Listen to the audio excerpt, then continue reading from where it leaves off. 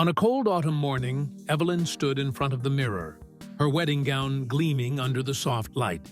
But her eyes, those trembling, tear-filled eyes, betrayed the truth. She wasn't marrying for love. She was marrying because her parents demanded it. And the man waiting at the small church on the other side of town wasn't from her world.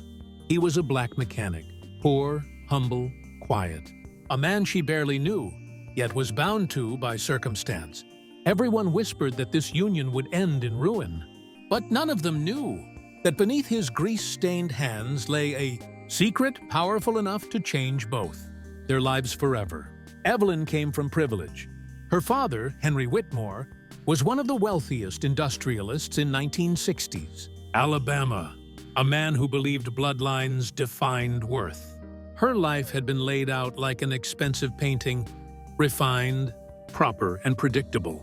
Until one night, when her car broke down on the outskirts of Birmingham. That's when she met Elijah. He worked in a dimly lit garage, his hands blackened by oil, his overalls worn thin. When he offered to fix her car, she hesitated. Part fear, part prejudice, part pride. But something in his eyes, calm, steady, kind, disarmed her. For weeks afterward, she found excuses to return. A strange pull drew her toward him, though she refused to name it. When her father discovered this, rage ignited. He called Elijah names she couldn't bear to repeat. But Evelyn was different. She didn't see the color of his skin. She saw the strength in his silence, the grace in his humility. Against every warning, she chose him. Her family disowned her the moment she said yes. The wedding was small and quiet. No orchestra, no guests of status, just a trembling bride and a man who promised her peace in a world that offered them none. Yet, as they moved into a tiny home on the outskirts of town, Evelyn's heart carried both love and fear. Love for him, fear of what the world would do to them. The first months were gentle. Elijah woke before dawn, working long hours to keep their home running.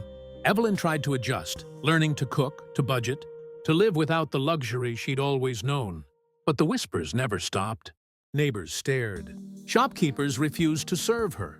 Once, when Elijah walked her to the market, two men spat near their feet, muttering, "White trash." Evelyn's heart broke a little each day. Not from poverty, but from isolation.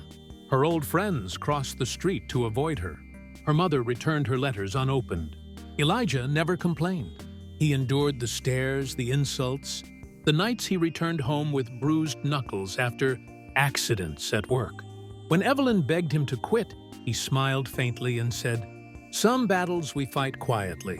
One evening, as rain drummed against their roof, she found him sitting by a small wooden chest. Inside were papers, sketches, formulas, pages of mechanical designs far beyond what she'd ever seen. He caught her looking. For a long moment, he said nothing. Then softly, "It's something I've been working on. A design for an engine that runs cleaner, longer. It could change things if people would listen." She was stunned. He wasn't just a mechanic. He was an inventor. Weeks turned to months, and she watched him refine his designs by candlelight. He sent letters to companies, but none replied. Some returned the envelopes with a single word scrawled across them. No. One day, a wealthy engineer visited the garage. He saw Elijah's sketches pinned to the wall and offered him a deal: to buy the idea in exchange for a small sum. But when Elijah realized the man intended to steal his work and claim it as his own, he refused. Days later, his workshop was vandalized. His designs were torn and scattered. The police shrugged. "Maybe it's best you stay quiet," they said. Evelyn wanted to scream. Her husband had brilliance the world refused to see because of his skin.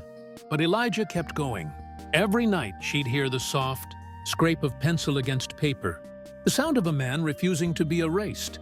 Then one evening, everything changed. It was nearly midnight when Evelyn awoke to sirens in the distance. A knock thundered on the door, neighbors yelling her name. The garage was on fire. She ran barefoot into the night, her white nightgown clinging to her in the smoke-filled air. Flames roared, swallowing the wooden walls where Elijah had built his dreams. She screamed his name until her voice cracked. Firefighters held her back. But as dawn broke, she saw him, covered in soot, his arm burned, clutching a charred metal box. Inside it were the remnants of his design. He'd risked his life to save it. For weeks, he lay in the hospital, his hands wrapped in bandages. But when a journalist arrived, one who'd heard whispers of a black inventor whose engine wouldn't die, everything shifted. The story went national. Scientists visited. They examined the half-burned sketches and realized they were revolutionary. An engine design, ahead of its time. Letters poured in. One from a major automobile company offering a partnership. Another from a university, offering a scholarship and funding. For the first time, the same world that once ignored him now wanted to own his name. When Elijah finally returned home, Evelyn met him at the gate, tears streaking down her cheeks. Their small house, once a symbol of struggle, now stood as proof of resilience. Months later, Elijah's design was patented under his name. His story appeared in newspapers nationwide. The mechanic who changed the future. But he never spoke about fame. Instead, he used his earnings to build a community workshop, where young black men could learn engineering free of charge. He believed knowledge should never be locked behind doors of privilege. Evelyn's parents watched from afar, silent. One afternoon, her father appeared at their home. Time had carved lines into his proud face. He stood in the doorway, hat in hand, eyes lowered. "I was wrong," he whispered. "You chose better than I ever could have." Evelyn didn't answer. She only turned toward Elijah, who was teaching a young boy to hold a wrench. Years passed. Together, they built a life not measured by wealth, but by the number of lives they touched. When Evelyn looked back, she realized something.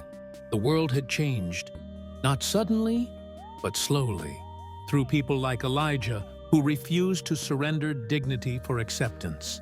Their love had begun as rebellion and ended as legacy. And though the world still carried its scars, somewhere in a small Alabama workshop, the hum of invention echoed like a promise that greatness knows no color. As the sun dipped below the horizon, Evelyn whispered to herself, "They called him a poor mechanic, but he was never poor. He was the richest man I ever knew." Love can't be measured by background, status, or color. It's measured by courage. The courage to see beyond what the world tells you is impossible. So ask yourself, if love tested your beliefs, would you have the strength to choose it?